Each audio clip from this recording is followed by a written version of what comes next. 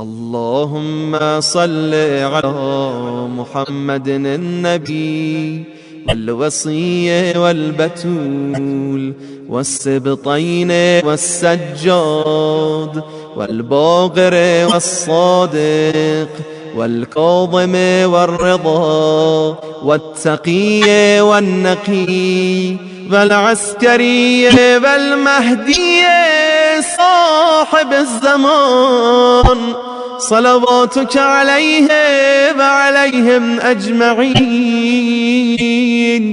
اللهم إن هؤلاء أئمتنا وسادتنا وقادتنا ورعاتنا، اللهم وفقنا لطاعتهم وارزقنا شفاعتهم واحشرنا في زمرتهم.